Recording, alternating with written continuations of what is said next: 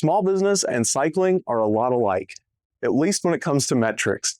Listen up to learn why. Welcome to Small Business Big Visibility. We're in a mini-series all about the fundamentals I wish I would have known back when I was first getting started in business.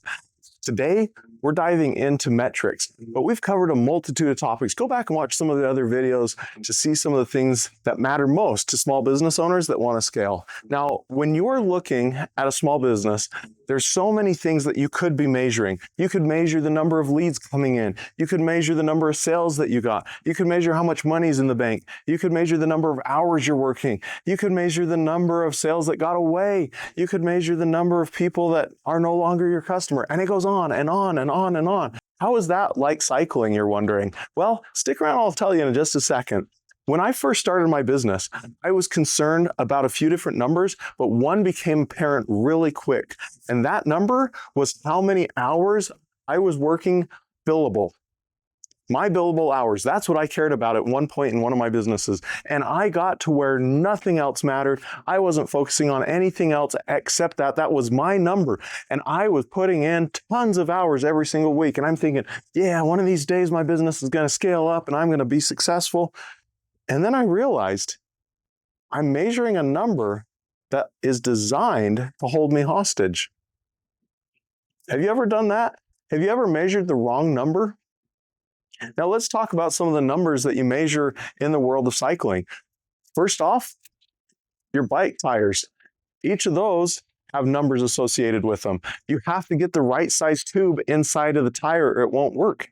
Also, you have to ensure that you've got the right amount of pressure in one of these tires, especially on a road bike like this. These tires have almost nothing to them. They're so skinny, so small. And if you have too low of pressure, you're going to damage things on the bike and it won't work effectively. Also, if you have too much pressure, there's a good chance you're going to blow the whole tire out and then you're going to be stuck on the side of the road with nothing going on and a whole pile of misery. So those are a couple of metrics that matter, but they don't matter once you're on the road. They only matter when you're in the prep zone. Another metric that matters is the gears. What gear are you on when you're riding your bike? Those gears, they don't matter at all when you're in the prep zone. Are you starting to get a sense of this? Depending on where you're at in your business, different metrics matter a ton. Now, when you're riding your bike, where the seat sits is another metric that matters a ton. And it matters the whole time you're riding it, but usually you measure it when you're prepping to go to ensure the seat's in the right position. Now let's look at how this is kind of like your business. You're going to assign different times where you're focusing on different metrics.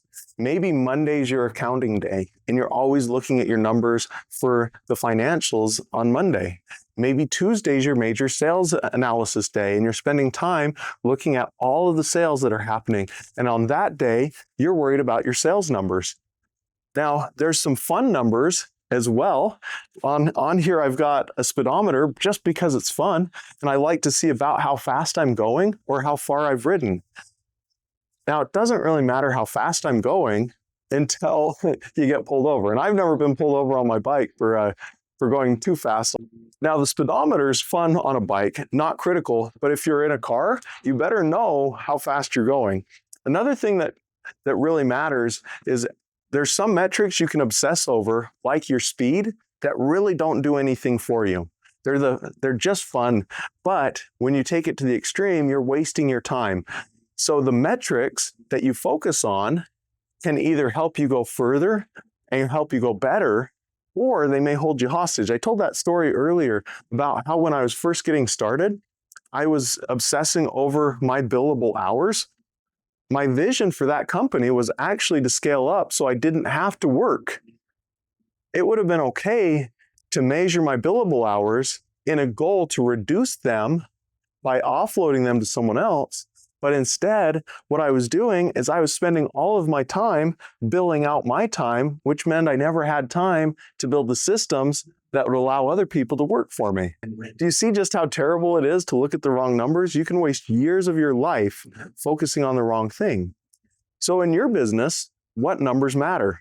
In your financial world, what numbers matter? For many small business owners, the biggest financial number is how much money I have in the bank, how much expense I have coming up, and how much cash I have coming in, and making sure that that's balanced. As you get more advanced in your business, those numbers will get more advanced as well. But that's 3 numbers that you can look at on the financial side if you're not looking at anything, make a world of difference. On the sales side, how many sales have you closed?